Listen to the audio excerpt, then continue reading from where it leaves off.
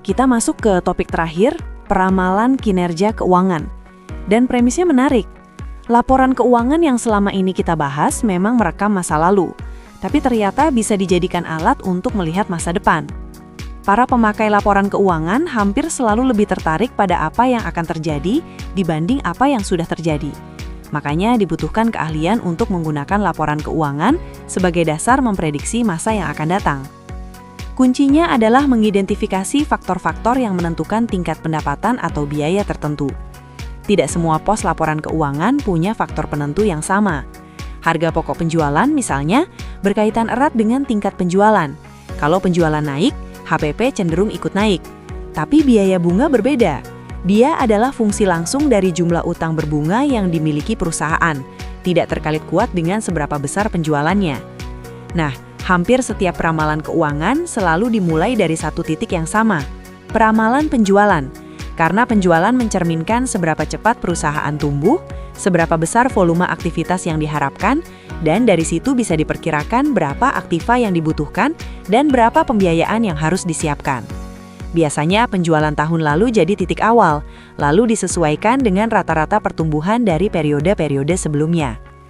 Peramalan bukan tebak-tebakan, dia adalah ekstrapolasi terstruktur dari data historis yang jujur, dan itulah yang akan kita praktikkan langsung di contoh PT Gesit berikutnya.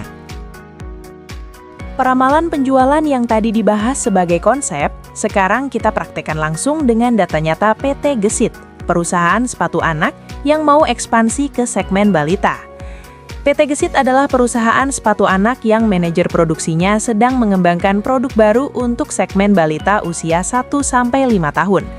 Sebelum bisa meramal, butuh dua jenis data. Pertama, data historis total penjualan industri sepatu anak dari 2004 sampai 2008, dimulai dari 200.000 unit di 2004, naik ke 250.000, 275.000, 300.000, dan 350.000 unit di 2008. Trennya jelas naik terus. Kedua, proyeksi asumsi dari manajer produksi untuk 3 tahun ke depan.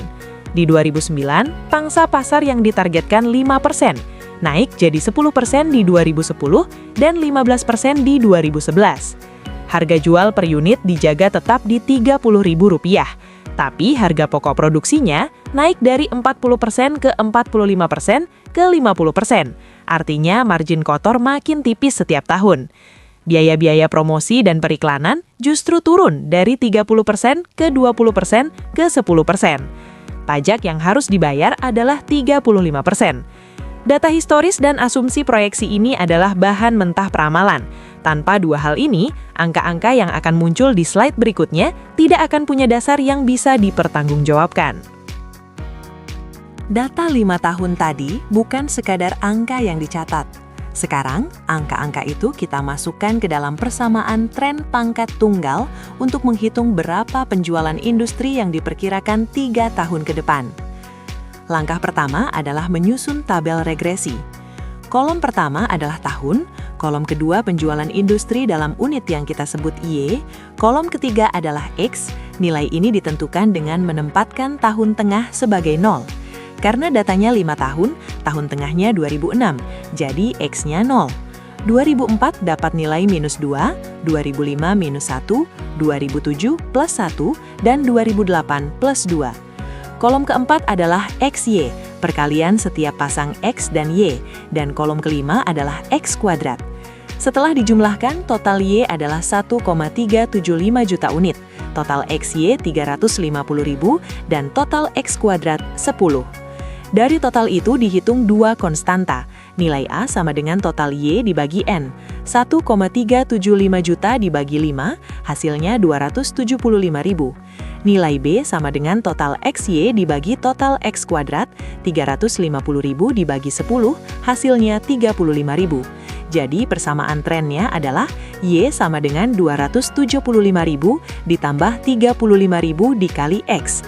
Artinya setiap tahun industri ini tumbuh rata-rata 35.000 unit. Dua angka kecil, A sebesar 275.000 dan B sebesar 35.000 adalah kunci yang akan membuka proyeksi penjualan 3 tahun ke depan di slide berikutnya.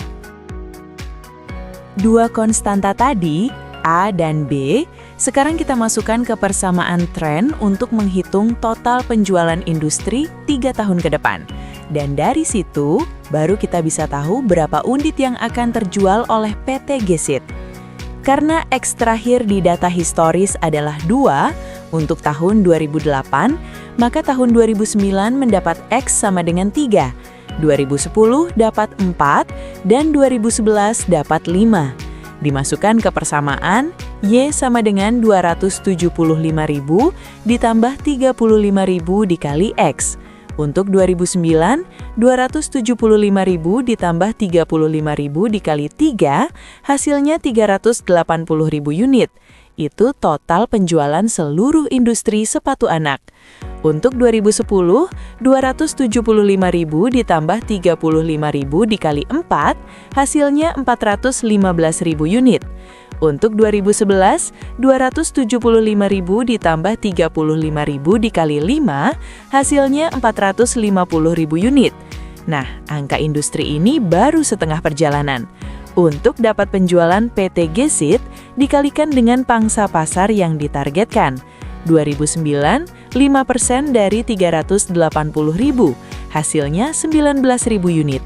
2010, 10% dari 415.000, hasilnya 41.500 unit. 2011, 15% dari 450.000, hasilnya 67.500 unit.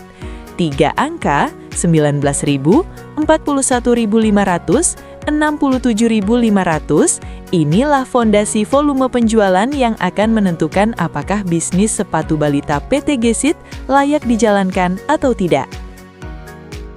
Proyeksi unit tadi sekarang kita konversi ke rupiah. Dan ini adalah momen yang paling ditunggu, karena disinilah kelihatan apakah bisnis sepatu balita PT GES benar-benar menguntungkan atau tidak. Langkah pertama, menghitung penjualan dalam rupiah. Harga jual per unit Rp30.000 dan tetap di 3 tahun. 2009, 19.000 unit dikali Rp30.000, hasilnya Rp570 juta. 2010, 41.500 unit dikali Rp30.000, hasilnya Rp1,245 triliun. 2011, 67.500 unit dikali Rp30.000, hasilnya Rp2,025 triliun.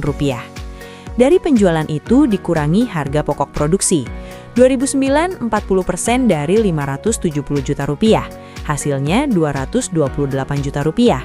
2010, 45% dari Rp1,245 triliun, hasilnya Rp560,25 miliar. 2011, 50% dari Rp2,025 triliun, hasilnya Rp1,0125 triliun. Laba kotornya berturut-turut Rp342 juta, Rp684,75 miliar, dan Rp1,0125 triliun. Dikurangi biaya-biaya, 30%, 20%, 10% dari penjualan masing-masing tahun. Hasilnya laba sebelum pajak Rp171 juta, Rp435,75 miliar, dan Rp810 juta. Setelah dipotong pajak 35%, laba bersihnya menjadi Rp111,15 juta, Rp283,2375 miliar, dan Rp526,5 miliar. Laba bersih yang terus naik dari 111 juta ke 283 juta ke 526 juta, tapi apakah kenaikan ini cukup efisien? Jawabannya ada di langkah terakhir. Laba bersih 3 tahun tadi sudah kelihatan naik terus, tapi naik nominalnya saja belum cukup untuk menyimpulkan bisnis ini efisien. Makanya ada langkah ketiga, menghitung profit margin. Rasio yang menunjukkan berapa sen laba yang dihasilkan dari setiap rupiah penjualan. Formulanya sederhana, profit margin on sales sama dengan laba bersih setelah pajak atau EAT dibagi penjualan dikali 100%. Untuk tahun 2009, 111,15 juta dibagi 570 juta dikali 100%. Hasilnya 19,5%. Artinya dari setiap Rp100 penjualan, PT Gesit menghasilkan laba bersih Rp19,5. Untuk 2010, 283,237,5 juta dibagi 1,245 triliun dikali 100%. Hasilnya 22,75%, naik dari 19,5. Untuk 2011, 526,5 juta dibagi 2,025 triliun dikali 100%, hasilnya 26%, naik lagi. Tiga angka ini, 19,5, 22,75, 26, semuanya bergerak ke atas. Meskipun HPP-nya naik dari 40 ke 50%, penurunan biaya promosi dari 30 ke 10% berhasil mengkompensasi kenaikan itu, dan bahkan menghasilkan margin yang lebih tebal setiap tahunnya. Kayak warung yang makin lama makin hemat ongkos promosinya, karena pelanggannya sudah pada tahu sendiri. Profit margin yang naik 3 tahun berturut-turut adalah sinyal kuat bahwa bisnis sepatu balita PT Gesit bukan cuma untung, tapi makin efisien setiap tahunnya, dan itu jauh lebih berharga dari sekadar laba yang besar. Profit margin PT Gesit yang naik terus tadi adalah bukti nyata dari semua yang sudah kita pelajari, bahwa angka-angka di laporan keuangan bukan sekadar catatan, tapi alat untuk membuat keputusan. Kita mulai dari pertanyaan sederhana, laba itu apa? Dan kenapa beda dari kas? Kita pelajari bahwa pendapatan punya 2 syarat ketat sebelum boleh dicatat, dan beban punya 2 cara pengakuan yang berbeda. Kita lihat 3 konsep pengukuran laba: modal keuangan, modal fisik, dan pendekatan transaksi yang paling banyak dipakai. Kita bedah 15 komponen laporan laba rugi satu persatu, dari penjualan neto sampai EPS, dan melihatnya hidup di laporan nyata PT Gajah Tunggal dan PT Armina. Kita kenali laporan perubahan ekuitas yang mencatat 6 komponen wajib perubahan modal. Kita pelajari laba komprehensif yang melengkapi laba bersih dengan 3 penyesuaian: valuta asing, sekuritas belum terrealisasi, dan derivatif. Dan kita tutup dengan peramalan kinerja PT Gesit dari data historis 5 tahun, regresi tren, proyeksi unit, proyeksi laba rugi, sampai profit margin yang membuktikan bisnis ini layak dijalankan. Semua topik itu terhubung oleh satu prinsip. Akuntansi bukan sekadar mencatat apa yang sudah terjadi, tapi menceritakan kesehatan bisnis dan memberi petunjuk kemana bisnis itu akan pergi. Dan itulah kenapa seorang akuntan yang baik bukan hanya yang paling teliti menghitung, tapi yang paling jelas bercerita lewat angka.